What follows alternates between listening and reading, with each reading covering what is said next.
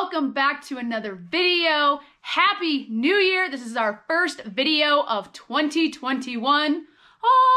I can't wait for this year and what it's going to do for us, our family, our breeding operation. If you are new to the channel, please don't forget to hit that subscribe button down below and go check out our Instagram pages. They are always linked in the description. I post daily original photos of our life, our animals, and everything else in between. So for today's video, I'm sitting in front of the rat rack, so we are going to be talking about rats. I got a few questions through messages and comments on YouTube that I answered to those particular individuals and that I thought would be pertinent to answer on here for the rest of the viewers, because I think it's something that maybe other people would like to be answered as well. So I'm going to answer a few questions, and then I am going to talk about how we weed out different females based on temperament and other variables. When we first started our colony, we already knew we were gonna have to do this. Sometimes you have females that bite, that are aggressive, especially when they're having babies. And you can't have that. You have to be able to get in there, clean. Obviously, we breed rats to feed to our snake collection. So I don't want to be bitten up every time I have to stick my hand in there to either grab some babies to euthanize, to feed, what have you. So throughout building your colony, you're going to have to weed out bad temperaments. And we have noticed some different things that I'm going to talk about. All right, so let's answer a few questions first. Now, I'm going to be looking at my phone so I can read off the question directly and then tell you how we answered this individual, and then hopefully it helps the rest of the viewers out as well. Okay, so this first question came from Mike, and I'm not going to say their last name because I don't know if they want me to say their name or not, but this question came from Mike. He said, hopefully you can help. I'm building a rat gas chamber. I've followed your list and steps from your YouTube channel. I asked a question on there. He didn't think I would get back to him, so he asked this question through Facebook Messenger. He said, do I have to have the oxygen adapter size B female to 1/2 inch male, or can I use a regular brass reducer or just hose clamp my airline permanently to the regulator? Any help would be much appreciated. Now, he's talking about our euthanization chamber. In the video, I talk about a brass adapter that goes onto the regulator that you hook the hose onto, which I'll show you right now. So this is our CO2 euthanization chamber. And what he's talking about is this is the regulator. And then off the regulator, there's this brass piece right now, and it is a reducer. We purchased from a separate website, which is linked in that video, which I believe the link to that video is down below. And then I have all of these different components linked in that video. But he's talking about this little piece. Does he have to have it in order to hook up everything correctly? So the way we answered this question is you cannot use a regular brass adapter because the attachment on the regulator will not seal properly. You can use a hose clamp if the hose already fits snugly, which we're talking about this piece. If you already have something that'll fit snug on here, if you want to permanently attach this to your regulator, you need to make sure that this part connecting up here already has a pretty snug fit, which means when you slide it on here, it better be pretty difficult to get on here, and then you can use a regular hose clamp to put that on. If it doesn't fit snugly, I would definitely recommend getting this because this is a high pressure tank and it is CO2. You want this to seal properly. You do not want to have any leaks in your house or your garage. That is a real serious danger. And we also went on to tell him that it is not recommended because you're dealing with, like I said, the high pressure gas cylinder. So just keep in mind, we designed this tank with this adapter in mind to make sure that everything flowed nicely, everything sealed nicely, and then we weren't going to have any issues. And this tank has been working out great for us. Now, while I have this tank out, there was another viewer that had a question about the tank itself. They said that their tank that they received did not have any lettering or anything. And that is totally fine. If your tank doesn't have any lettering or anything, when you go to do your first fill up on your tank, wherever you go, there isn't this nice tag on here that says what it is. They're gonna they're going to pressure test this to make sure that it is okay to fill up. That is part of most companies' regulations, and they will put this nice tag on there for you, and they will certify it for you. And they will put a date on it. Usually the certifications last anywhere to 2 to 5 years, depending on your tank and where you go. But so no worries if your tank doesn't have any kind of lettering or date on it when you receive it. The other question I got was, how does it turn on? And if you can see right here, there is an open with an arrow, and there's also close with an arrow on our particular tank. Now, I don't know if every tank is gonna have this on there, but it's pretty simple. When open the tank up, you turn this, it'll open the valve. Now at this point, no gas should flow out because your regulator is off. Now, when you turn this on, this is when the gas will flow. And I'm just gonna turn it on real quick to show you guys. When you turn this regulator, you're gonna see that little ball go up. When you turn it off, it should go down. And I always turn the tank off when I am done using it, just for safety reasons, because it is in my house. But that is pretty much how it works. And then you always just want to make sure that this is hooked up to whatever bucket you have. So those were just a few questions that I got that I wanted to answer that I thought other people would appreciate an answer to.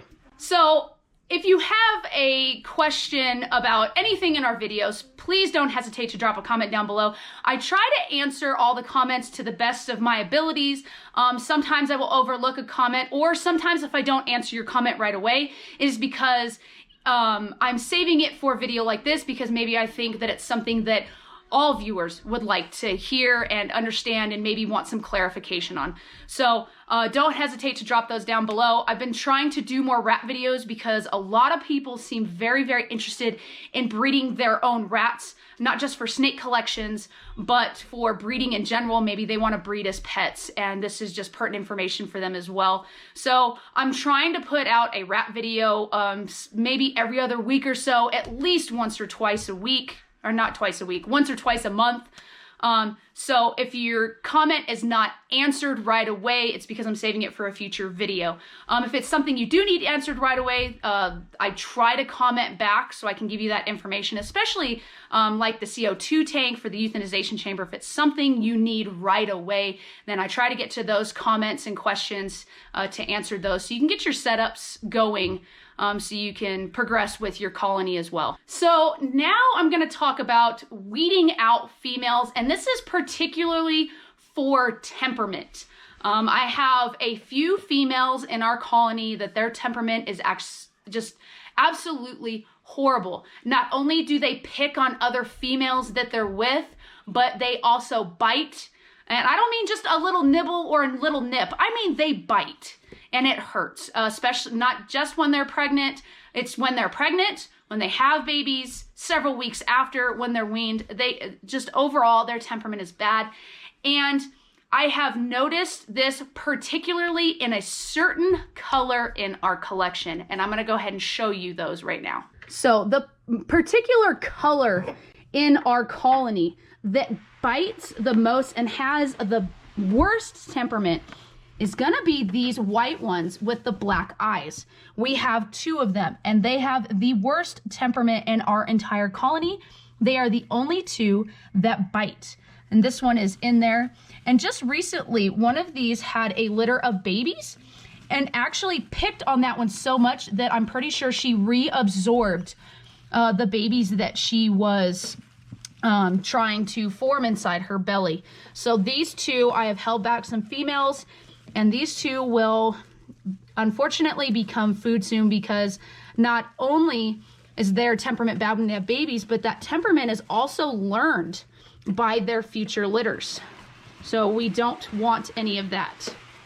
So what I will do before I euthanize these 2 females, because they are baby producing, they do produce large litters. So far, both of them have produced 2 large litters for us each, is I started holding back females from other producing females that have a much better temperament. And while I'm waiting for them to grow up, I am still using them in our colony. but we've had a lot of issues, and it's really hard to keep them together with other rats. It's almost like they're trying to exert their dominance over the other females, but it keeps the other females from thriving, from breeding, from having the successful litters. It's become very difficult, which they are the reason that we started the heirloom breeding to begin with, where we separate out the females when they have babies. They were the reason for this. And so we have noticed that we can have successful litters with 2 females together because our tubs are fairly large. But with those ones, we cannot. They have to be separated out and have their litters on their own. We did have an incident where one of them actually ate the majority of their own babies, and we can't have that either. The purpose of this is to feed our snake collection, and so if we don't have babies, then we're feeding something and we're throwing money at something that's not going to produce anything for us. And as far as their color, leave a comment down below if you have a colony and you've ever experienced something like this, where a particular color in general seems to have a bad temperament. I have heard from several people that they will find that whether it be with rats or some other species or animals, that particular colors tend to have really bad temperaments.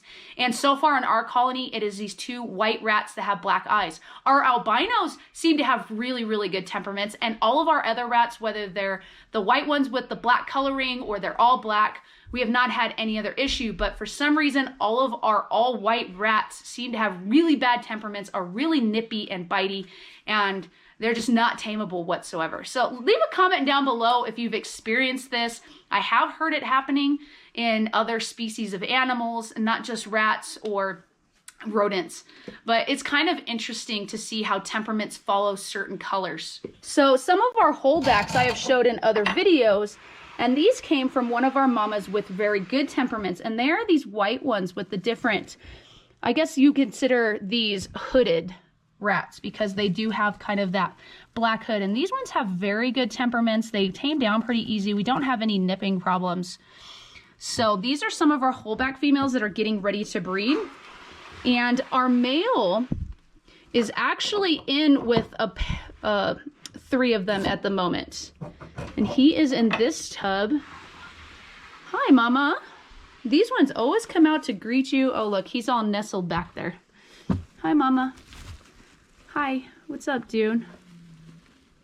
Hi. See, they come up and sometimes they give a little nibble, and that's because they're kind of like dogs in the sense where they kind of nibble on you to kind of see what you are. And a lot of times they come out because I always wear these bracelets, and the rats like to come over and kind of nibble on them. And it's kind of like our way of connecting. See, she knows the bracelets. Hi, baby. Oh, you guys left some cheese. I gave them some cheese today with their carrots. Here, some cheese. They've eaten everything I've given them today. So the last thing that I wanted to talk about and show you from this video, we actually showed our albino rats and are previewing our logo and talking about our 2020 year. So I wanted to show you some of them, the babies actually opened their eyes, and that was our albino rats that produced all black babies. And that was just absolutely crazy. So you can always tell what tub they're in because they kick out a lot of this stuff, and I just cleaned. So let's take a look at them. One of the litters, because it's a little bit older, they just started opening their eyes today. Hi, mamas. Oh, they're all snuggled over there feeding off one of them. Hi, mama. I know, I'm sorry. So a lot of these little guys, see how this mama, you can get in there and you can hold them. These are some of the little pups. Look how cute. This is the hardest part about breeding rats because they're so, oh look, that one just barely opened its eyes. And then some of these, they just opened their eyes a few days ago and they are just little busybodies now. Here, Papa, go back in there where it's warm. But yes, these are our all black babies that came from the albinos. And it was crazy because they are all black. Now some of them do have little white variations on their bodies like this. Ooh, that one's going to be a little male. But yes, for the most part, the entire clutch or clutch litter came out all black. I wanted to show you another one.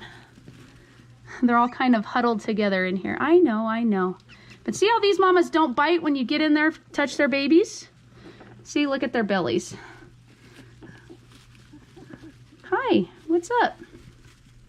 See, they all have different variations of white on their bellies, but for the most part, they're all black. Hey, get your booty in there. So I just wanted to show you guys a little update on all these little babies. Look at, they're all enjoying the little tubes now that they can get out and walk around. I need to go get them some more sticks. They love these sticks. All right, I'll leave you guys alone to nap. All right, so that concludes today's rat breeding and care video. I just wanted to answer a few questions, give a little bit of information about weaning out females with bad temperaments and things, and show you an update on our albino rats that produce those all black babies. Again, if you liked the video, please give it a thumbs up. Leave a comment down below if you have any questions, concerns, or if you just like the video. And thank you again for watching our videos and subscribing to our channel. Stay safe, stay sane, get out there and make your own footprints. Bye!